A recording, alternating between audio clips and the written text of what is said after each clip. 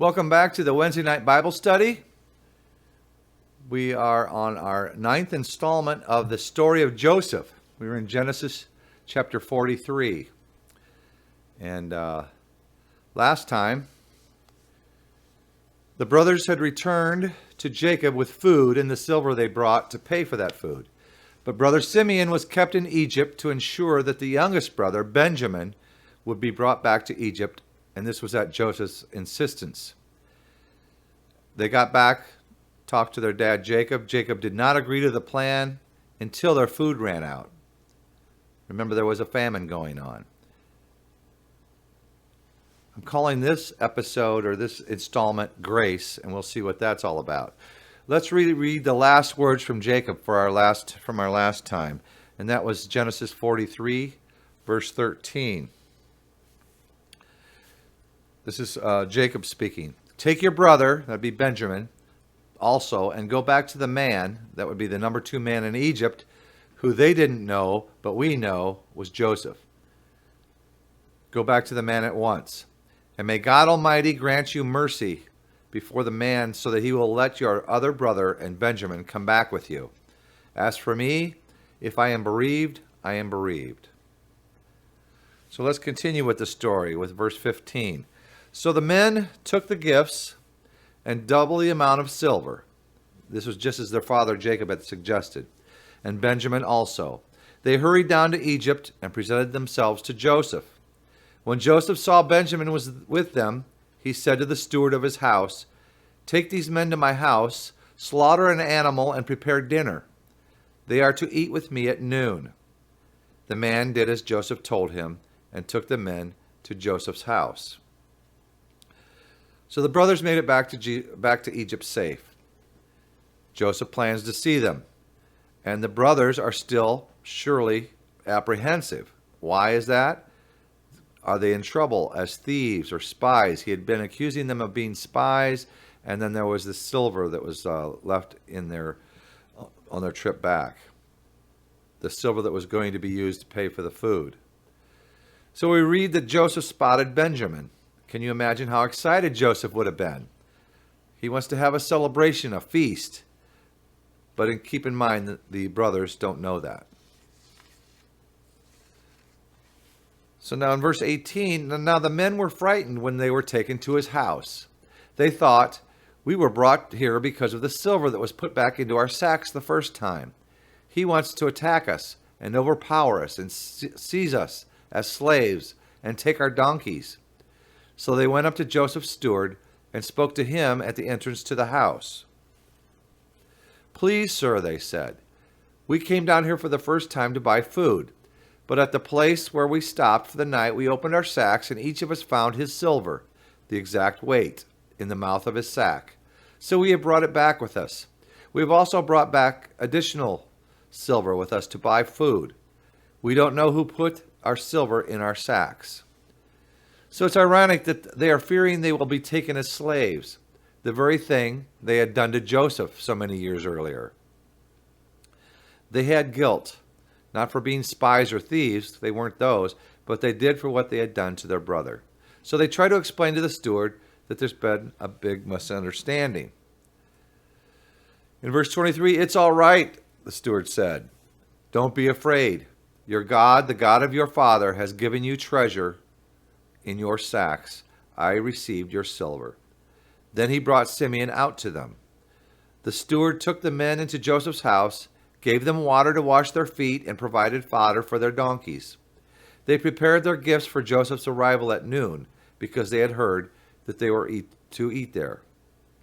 Is that great or what? The steward, who knew Hebrew, tells them, "Shalom." We've heard that from Hebrew. Shalom, be at peace, be at ease, settle down, don't be afraid.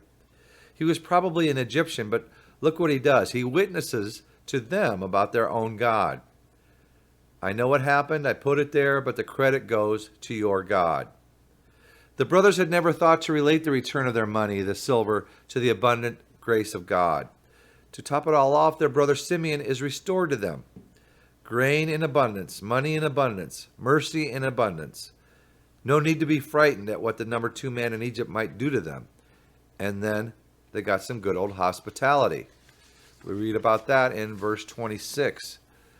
When Joseph came home, they presented to him the gifts they had brought into the house, and they bowed down before him to the ground. He asked them how they were, and then he said, "How is your aged father you told me about? Is he still living?" They replied, "Your servant, our father, is still alive and well." And they bowed down low. They bowed low to pay him honor. As he looked about and saw his brother Benjamin, his own mother's son, he asked, "Is this your youngest brother, the one you told me about?" And he said, "God be gracious to you, my son." Deeply moved at the sight of his brother, Joseph hurried out and looked for a place to weep. He went into his private room and wept there. So Joseph arrived on the scene, and the brothers are bowing to Joseph again, like in his dream. They're no longer worried about being accused of thievery, but they're still uneasy and anxious around this powerful man. Joseph asked about their father, who's over 100 by now. He's 100 years old or more. And then he looks up and sees his little brother, Benjamin, his blood brother, not a half-brother. This is by the same mother. This powerful man can hardly hold back his tender emotions and leaves them. He has to compose himself. We see Joseph does that a lot. He is moved by quite a bit. After he had washed his face, he came out and, controlling himself, said, "Serve the food." They served him by himself, the brothers by themselves, the Egyptians who ate with him by themselves, because Egyptians could not eat with Hebrews, for that is detestable to Egyptians. The men had been seated before him in the order of their ages, from the firstborn to the youngest, and they looked at each other in astonishment. When portions were served to them from Joseph's table, Benjamin's portion was 5 times as much as anyone else's. So they feasted and drank freely with him. So we had Joseph coming back. It's kind of humorous how they all have to eat by themselves, but it was a feast. The brothers were surely astonished at the way they were being treated. And Joseph, we know, is overjoyed to be reunited. They had plenty to eat, but he kept giving them more from the table. Notice that Benjamin gets 5 of everything.